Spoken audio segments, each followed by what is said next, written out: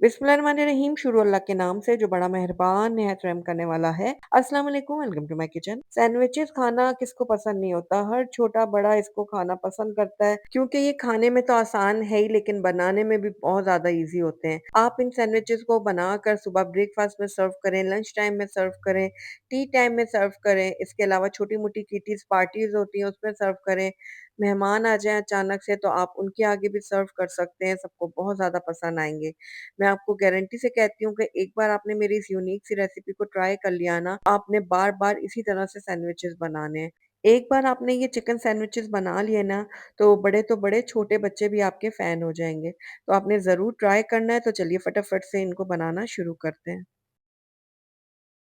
तो बिस्मिल्लाहिर्रहमानिर्रहीम बहुत ही मज़ेदार से चिकन चीज़ सैंडविचेस बनाने के लिए सबसे पहले मैंने यहाँ पर चिकन का एक पूरा ब्रेस्ट लिया है, जिसको मैंने इस तरह छोटे-छोटे टुकड़ों में काट लिया था। ये देखिए इस तरह से। अब इसकी हम मैरिनेशन करेंगे तो सबसे पहले मैं इसके अंदर ऐड करूँगी लहसुन अदरक का पेस्ट तकरीबन आधा खाने का चम्मच और उसके साथ ही यहाँ पर मैंने हरी मिर्च का पेस्ट शामिल किया है या आप अपने टेस्ट के अकॉर्डिंग डाल सकते हैं। मैंने तकरीबन 5 से 6 हरी मिर्चें ली। 1 चाय का चम्मच मैंने कुटी हुई लाल मिर्चें ऐड की हैं, 1 चाय का चम्मच मैंने लाल मिर्चों का पाउडर ऐड किया है, थोड़ा-सा मैंने नमक ऐड किया है हस्बे ज़रूरत और 1 खाने का चम्मच मैंने चिली सॉस ऐड की है, 1 खाने का चम्मच जाएगा इसमें सोया सॉस और 1 ही खाने का चम्मच मैं इसके अंदर ऐड कर दूँगी चिल्ली गार्लिक सॉस। इसके अलावा इसके अंदर मैं ऐड कर रही हूँ फूड कलर, ये मैं 1/4 टीस्पून ऐड करूँगी, जो कि बिल्कुल ऑप्शनल है, अगर आप नहीं डालना चाहते तो स्किप कर सकते हैं। तो बस अब सारी चीज़ों को हम चिकन के साथ अच्छे से मिक्स कर देंगे ताकि मसाले जो है ना वो हर पीस पे अच्छे से कोट हो जाएँ।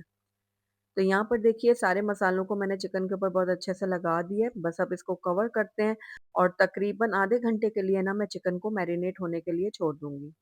तो तकरीबन आधा घंटा गुज़र गया था, अब यहाँ पर मैंने एक कढ़ाई ले लिया और इसके अंदर मैं ऐड कर दूँगी तकरीबन 2 से 3 टेबलस्पून ऑयल और उसके बाद इसके अंदर हम मैरिनेट की हुई चिकन डाल देंगे।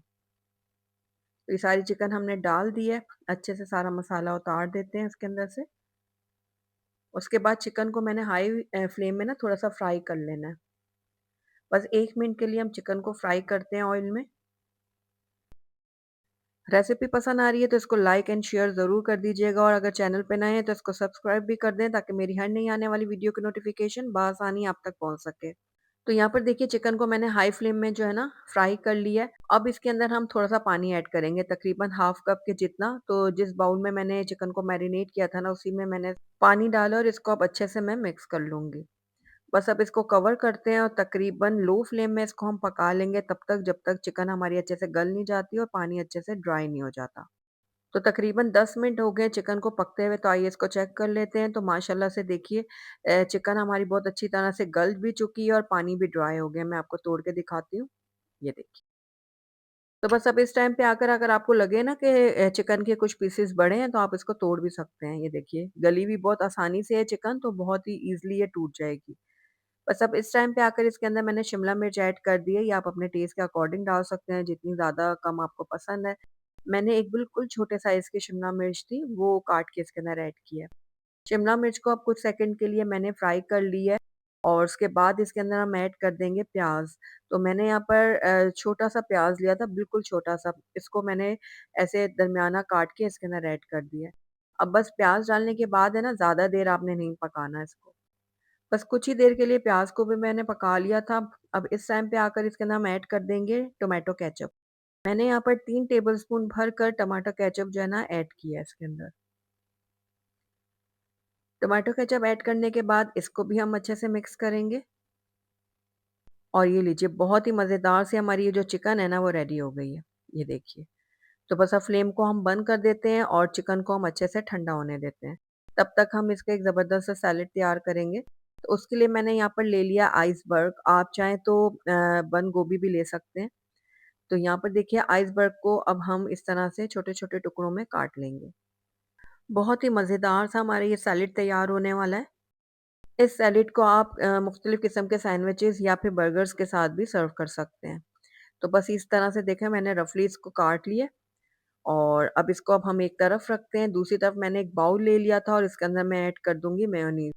तकरीबन हाफ़ कप मैं इसके अंदर मेयोनीज़ ऐड करूँगी। तो मेयोनीज़ ऐड करने के बाद इसके अंदर हम ऐड करेंगे क्रीम। तकरीबन 2 से 3 टेबलस्पून भरकर मैंने इसके अंदर क्रीम भी ऐड कर दी है। अब इन दोनों चीज़ों को हम अच्छे से मिक्स करेंगे। दोनों चीज़ों को अच्छे से मिक्स करने के बाद इसके अंदर मैं ऐड कर दूँगी 1/4 टीस्पून व्हाइट पेपर और उसके साथ ही 1 चाय का चम्मच मैंने चीनी भी ऐड किया और इन दोनों चीज़ों को भी हम अच्छे से मिक्स कर लेंगे। अब देखिए व्हाइट पेपर और शुगर को मैंने अच्छी तरह से जो है ना इसमें मिक्स कर दिया। अब जो हमने यहाँ पर आइसबर्ग को काट के रखा हुआ था ना वो डाल देंगे। इसको भी अच्छे से मिक्स करेंगे और बहुत ही मज़ेदार, बहुत ही डिलिशियस से हमारी ये जो सैलेड है ना वो रेडी हो जाएगी। ये देखिए। तो सैलेड हमारा रेडी हो गया, बस अब इसको हम एक तरफ रख देते हैं, चलते हैं नेक्स्ट स्टेप की तरफ। तो यहाँ पर मैंने ब्रेड के स्लाइसेस ले लिए हैं, इनके किनारों को अब हमने कट करना है। आप चाहें तो एज़ इट इज़ भी इनको बना सकते हैं। तो बस ये किनारे हम कट कर लेते हैं। ये देखिए, चारों तरफ से मैंने इसके किनारे जो है ना वो अलहदा कर दिए और ये स्लाइसेस हमारे रेडी हो गए हैं सैंडविच बनने के लिए। तो बस अब ब्रेड के जो स्लाइसेस हैं इनको मैंने कटिंग बोर्ड के ऊपर रख दिया है। एक स्लाइस के ऊपर हम ये जो हमने चिकन तैयार की थी ना ये रखेंगे। इस तरह से हमने रखनी है चारों तरफ अच्छे से फैलाते हुए। उसके बाद एक चीज़ का स्लाइस लेंगे और उसको इस तरह से हम इसके ऊपर रख देंगे। अब जो दूसरा स्लाइस है ना इसके ऊपर हमने ये सैलेड लगा देना है। इस तरह से चारों किनारों पे अच्छी तरह से लगाइएगा। तो ये सैलेड मैंने एक स्लाइस के ऊपर लगा दिया है। अब इस स्लाइस को लेकर हम पिछले वाले स्लाइस के ऊपर रख देंगे, इस तरह से। और जो तीसरा वाला स्लाइस है ना इसके ऊपर हमने केचअप डाल देना है। और उसके बाद इसको हम अच्छी तरह से स्प्रेड कर लेंगे। ये देखिए इस तरह से। उसके बाद जो तीसरा वाला स्लाइस है ना जिसमें केचअप लगाई है इसको हम इस तरह से पलट के रखेंगे और उसके बाद इसके ऊपर हम डाल देंगे चीज़। तो आप अपनी पसंद का कोई भी चीज़ डाल दें, मैंने मोज़रेला और चेडर दोनों लिए। आप चाहें सिर्फ़ चेडर डालें, आप चाहें सिर्फ़ मोज़रेला डालें, ये आपकी मर्ज़ी है। तो बस ये देखिए अच्छी तरह से मैंने इसके ऊपर चीज़ लगा दिया। अब थोड़ा-सा ऑरिगैनो डालेंगे और थोड़ी-सी कुटी हुई लाल मिर्च।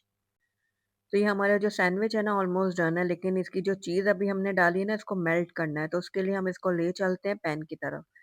तो यहाँ पर मैंने एक पैन ले लिया और इसके ऊपर हम लगा देंगे थोड़ा-सा बटर, इस तरह से। और उसके बाद जो हमने ये सैंडविच रेडी करके रखा था वो इसके अंदर रख देंगे। ढक्कन बंद कर देते हैं और तकरीबन 3 मिनट के लिए लो फ्लेम में इसको छोड़ देंगे पकने के लिए। तो तकरीबन 3 मिनट हो गए थे सैंडविच को रखे हुए पैन में और यहाँ पर देखिए जो हमने इसमें चीज़ डाली थी बहुत अच्छे से मेल्ट हो चुकी है। ये देखिए। तो आइए इसको अब हम सर्व करते हैं। तो यहाँ पर हमारा सैंडविच माशाल्लाह से रेडी हो गया है, इसको कट कर देते हैं और मैं अंदर से इसकी कंडीशन आपको चेक करवाती हूँ। देखिए कितने ज़बरदस्त हमारे ये सैंडविच बनकर तैयार हुए हैं। तो आपने मेरी इस रेसिपी को ज़रूर ट्राई करना है। आपके घर वाले स्पेशली आपके बच्चे तो इसके फ़ैन ही हो जाएँगे। तो ट्राई कीजिएगा और ट्राई करके मुझे बताइएगा भी कि मेरी आज की रेसिपी आपको कैसी लगी। अगर अच्छी लगी है तो इसको लाइक ज़रूर कीजिएगा और मेरी वीडियो को शुरू से एंड तक देखने का आपका बहुत-बहुत शुक्रिया। Thank you for watching. अल्लाह हाफ़िज़।